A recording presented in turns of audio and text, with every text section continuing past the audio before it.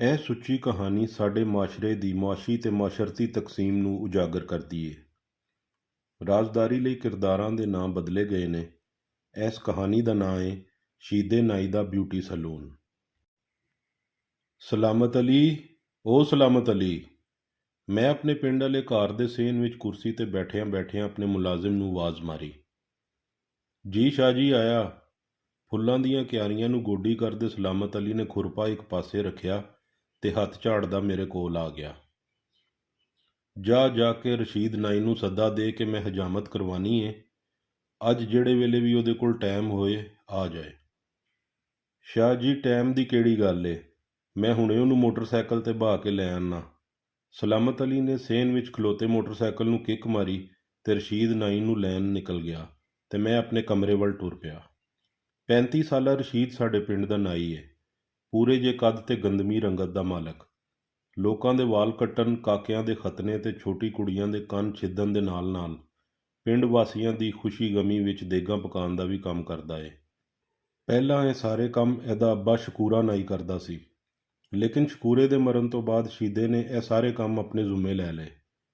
ਗੱਲਾਂ ਦੀ ਗੱਲ ਕਿ ਪੰਜਾਬ ਦੇ ਪਿੰਡਾਂ ਦੇ ਨਾਈ ਕਿਸੇ ਸੁਪਰ ਹੀਰੋ ਤੋਂ ਘੱਟ ਨਹੀਂ ਹੁੰਦੇ।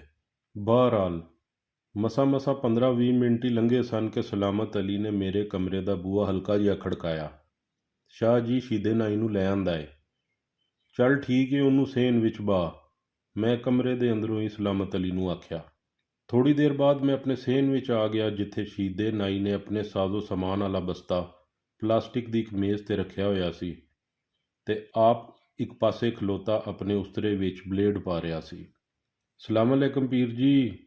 ਸ਼ੀਦੇ ਨਾਈ ਨੇ ਮੈਨੂੰ ਵੇਖਦਿਆਂ ਨਾਲ ਹੀ ਉੱਚੀ ਜੀ ਆਵਾਜ਼ 'ਚ ਸਲਾਮ ਕੀਤਾ। ਉਹ ਕੀ ਹਾਲ ਚਾਲ ਏ ਸ਼ੀਦਿਆ, ਘਰ-ਬਾਰ ਸਭ ਵਧੀਆ? ਜੀ ਸ਼ਾਹ ਜੀ ਸਭ ਵਧੀਆ, ਤੁਹਾਡੀ ਦੁਆ ਨਾਲ, ਰੱਬ ਦੀ ਬੜੀ ਮਿਹਰ ਏ। ਸ਼ੀਦੇ ਨੇ ਮੇਰੀ ਗੱਲ ਦਾ ਜਵਾਬ ਦਿੰਦਿਆਂ ਹੋਇਆਂ ਮੇਰੇ ਲਈ ਕੁਰਸੀ ਸਿੱਧੀ ਕੀਤੀ। ਕੁਰਸੀ ਤੇ ਬਹਾਨ ਤੋਂ ਬਾਅਦ ਸ਼ੀਦਾ ਮੇਰੇ ਸਿਰ ਦੇ ਵਾਲਾਂ ਨੂੰ ਵੱਤਰ ਲਾਉਣ ਲੱਗ ਪਿਆ। ਸ਼ਾਹ ਜੀ ਕਿੰਨੇ ਕੁ ਛੋਟੇ ਕਰਨੇ ਨੇ? ਮੈਂ ਉਂਗਲ ਦੇ ਪੋਟੇ ਤੇ ਅੰਗੂਠਾ ਰੱਖ ਕੇ ਆਖਿਆ, ਅੱਧਾ ਕੁ ਇੰਚ ਛੋਟੇ ਕਰ ਦੇ। ਸ਼ੀਦਾ ਨਾਈ ਗੱਪਸ਼ਪ ਵੀ ਬੜੀ ਵਧੀਆ ਲਾਂਦਾ ਏ। ਵਾਲ ਕੱਟਦਿਆਂ ਉਹਨੇ ਮੁਲਕੀ ਹਾਲਾਤ ਤੇ ਚੰਗੀ ਰੋਸ਼ਨੀ ਪਾਈ। ਵਜ਼ੀਰਾਂ ਮਸ਼ੀਰਾਂ ਨੂੰ ਕੀ ਕਰਨਾ ਚਾਹੀਦਾ ਏ, ਮਹਿੰਗਾਈ ਦੇ ਰੋਲੇ ਕਿੰਜ ਮੁੱਕ ਸਕਦੇ ਨੇ, ਤੇ ਸਿਆਸਤਦਾਨਾਂ ਦੀ ਬੇਈਮਾਨੀਆਂ ਵਗੈਰਾ ਵਗੈਰਾ। ਮੈਂ ਵੀ ਸਿਰ ਸੁੱਟ ਕੇ ਉਹਦੀਆਂ ਗੱਲਾਂ ਸੁਣਦਾ ਰਿਹਾ। ਗੱਲਾਂ ਵੀ ਤੇ ਸਾਰੀਆਂ ਸੱਚੀਆਂ ਹੀ ਸਨ। ਵਾਲ ਕੱਟਣ ਤੇ ਦਾੜੀ ਮੁੰਨਣ ਤੋਂ ਬਾਅਦ ਸ਼ੀਦਾ ਮੇਰੇ ਸਿਰ ਵਿੱਚ ਸਰ੍ਹੋਂ ਦਾ ਖਾਲਸ ਤੇਲ ਚੱਸਣ ਲੱਗ ਗਿਆ। ਅੱਧਾ ਘੰਟਾ ਮੇਰੇ ਮੋਢੇ ਤੇ ਬਾਹਾਂ ਪੱਕੇ ਹੱਥਾਂ ਨਾਲ ਕੁੱਟਦਾ ਰਿਹਾ। ਚੱਲ ਹੁਣ ਬਸ ਕਰ ਸ਼ੀਦੇ, ਮੈਂ ਉਂਗਦਿਆਂ ਹੋਇਆ ਆਖਿਆ। ਸ਼ੀਦੇ ਨੇ ਮੇਰੇ ਵਾਲਾਂ ਵਿੱਚ ਕੰਘਾ ਫੇਰਿਆ, ਵਾਲਾਂ ਤੋਂ ਭਰੇ ਮੇਰੇ ਕੱਪੜੇ ਝਾੜੇ ਤੇ ਆਪਣਾ ਸਾਰਾ ਬਿਊਟੀ ਸਲੂਨ ਆਪਣੇ ਬਸਤੇ ਵਿੱਚ ਲਪੇਟਣ ਲੱਗ ਗਿਆ। ਹੋਰ ਕੋਈ ਹੁਕਮ ਸ਼ਾਹ ਜੀ? ਸ਼ੀਦੇ ਨੇ ਬੜੇ ਇਤਰਾਮ ਨਾਲ ਪੁੱਛਿਆ। ਮੈਂ ਆਪਣੀ ਕਮੀਜ਼ ਦੀ ਉਤਲੀ ਜੇਬ 'ਚੋਂ 500 ਦਾ ਕੜਕ ਦਾ ਨੋਟ ਕੱਢ ਕੇ ਸ਼ੀਦੇ ਵੱਲ ਵਧਾਤਾ, ਜਿਹੜਾ ਸ਼ੀਦੇ ਨੇ ਫੜ ਕੇ ਖੁਸ਼ੀ ਆਪਣੇ ਖੀਸੇ ਵਿੱਚ ਪਾ ਲਿਆ। ਸਲਾਮਤ ਅਲੀ ਨੇ ਇੱਕ ਵਾਰੀ ਫੇਰ ਮੋਟਰਸਾਈਕਲ ਨੂੰ ਕਿੱਕ ਮਾਰੀ ਤੇ ਸ਼ੀਦੇ ਨਾਈ ਨੂੰ ਉਹਦੇ ਘਰ ਲਾਉਣ ਚਲਾ ਗਿਆ। ਸਾਡਾ ਇੱਕ ਗਰੀਬਖਾਨਾ ਲਾਹੌਰ ਵਿੱਚ ਏ। ਬਾਲ ਐਸੇ ਸ਼ਹਿਰ ਹੀ ਸਕੂਲੇ ਪਾਏ ਨੇ। ਸ਼ਹਿਰ ਵੀ ਵੱਡਾ, ਲੋਕ ਵੀ ਵੱਡੇ ਤੇ ਸੋਚਾਂ ਵੀ ਵੱਡੀਆਂ।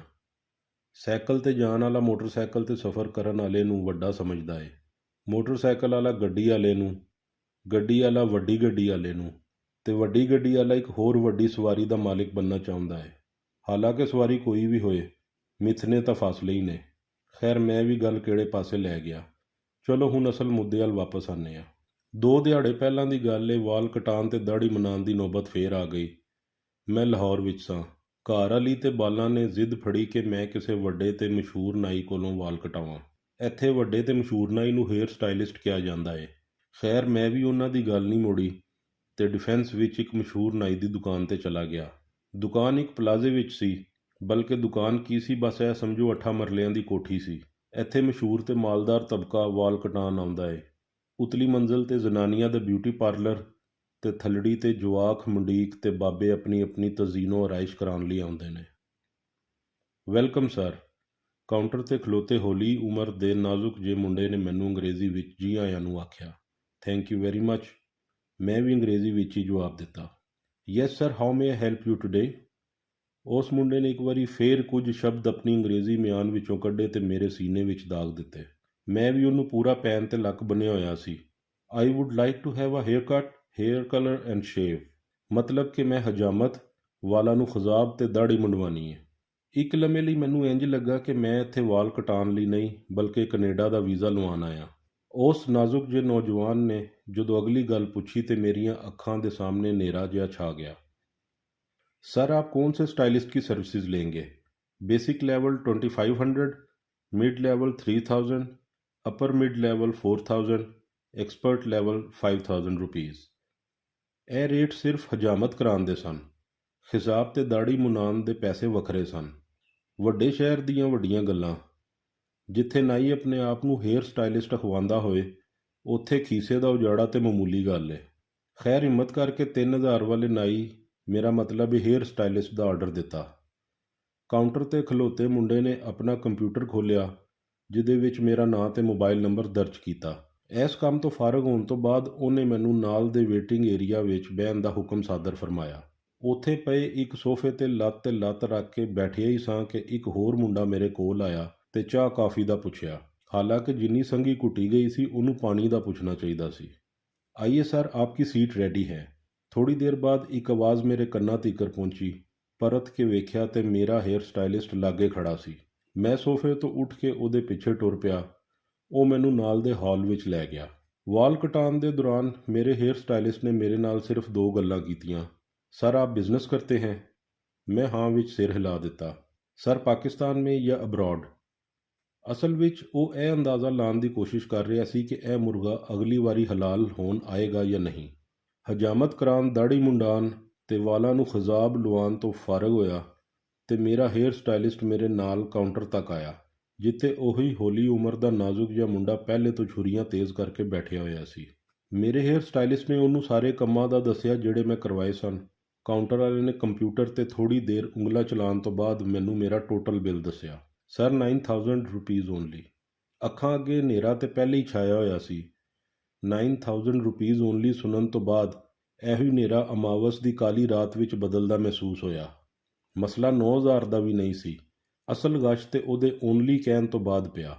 ਖੈਰ ਕਿਸੇ ਤਰ੍ਹਾਂ ਆਪਣੇ ਆਸਾਨ ਖਤਾ ਹੋਣ ਤੋਂ ਬਚਾਏ ਬਟੂਏ 'ਚੋਂ 5-5 ਦੇ 2 ਨੋਟ ਕੱਢ ਕੇ ਕਾਊਂਟਰ ਵਾਲੇ ਨੂੰ ਫੜਾਏ। ਉਹਨੇ ਬਿੱਲ ਦੀ ਪਰਚੀ ਤੇ ਬਕਾਇਆ 1000 ਦਿੱਤਾ ਤੇ ਮੁਸਕਰਾ ਕੇ ਬੋਲਿਆ, sir hope to see you again. ਮੈਂ ਵੀ ਝੂਠੀ ਜੀ ਮੁਸਕਰਾਹਟ ਆਪਣੇ ਬੁੱਲਾਂ ਤੇ ਲੈ ਆਇਆ ਤੇ ਦਿਲ ਵਿੱਚ ਆਖਿਆ, ਐਬਸੋਲੂਟਲੀ ਨਾਟ। ਬਿੱਲ ਜਮ੍ਹਾਂ ਕਰਾ ਕੇ ਬਾਹਰ ਨਿਕਲਿਆ ਤੇ ਆਪਣੀ ਗੱਡੀ ਵਿੱਚ ਬਹਿ ਗਿਆ। ਗੱਡੀ ਨੂੰ ਸਲਫ ਮਾਰਿਆ। ਇਹ ਸੋਚਦਾ ਘਰ ਵੱਲ ਨਿਕਲ ਪਿਆ ਕਿ ਇੰਨੇ ਪੈਸਿਆਂ ਵਿੱਚ ਤੇ ਸ਼ੀਦੇ ਨਾਈ ਨੇ ਮੇਰੀ ਅਗਲੀ 3 ਨਸਲਾਂ ਨੂੰ ਵੀ ਮੁੰਡ ਛੱਡਣਾ ਸੀ। ਚਲੋ ਕੋਈ ਨਹੀਂ, ਵੱਡੇ ਸ਼ਹਿਰ ਦੀਆਂ ਵੱਡੀਆਂ ਹੀ ਗੱਲਾਂ।